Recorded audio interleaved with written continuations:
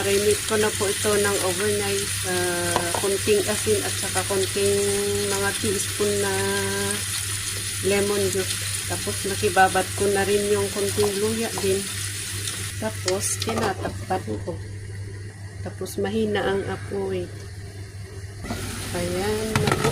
Ibalik ta rin natin. Lagyan ko pa pala na marinate ko din pala ng paminta. Ayan. Tapos takpan ulit. Okay, naluto na po. At i-dish up natin muna.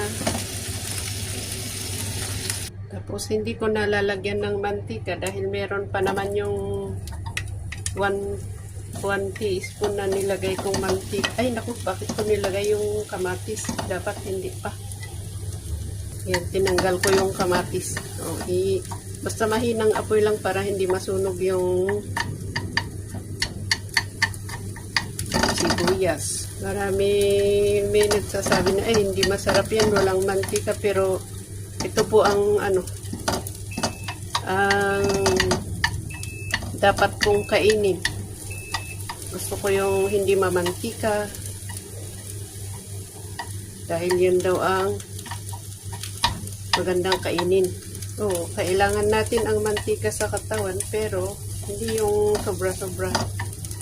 Lalo kung 3 times a day tayo kumakain, kwentahin natin yung mga nasa pagkain natin. Di pag naipon-ipon, marami din.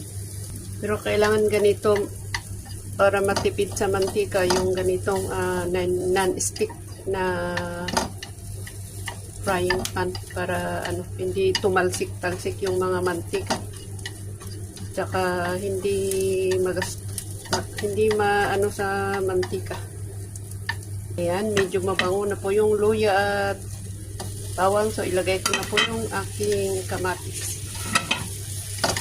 Mahina pa rin ang apoy, tapos takpan ko para mag-juice yung kamatis. Ang bango. So ilagay ko ulit yung aking may juice din yung nagka-juice din yung yung itong bangus. So mahinang apoy ulit pa rin para magkahawa-hawa na silang bumango lahat. Lalong bumango. So gamit ko to para hindi, pwede ko nang patayin yung apoy para hindi madurog yung aking bangus. Gamitin ko to. Ayan. Pwede ganito ang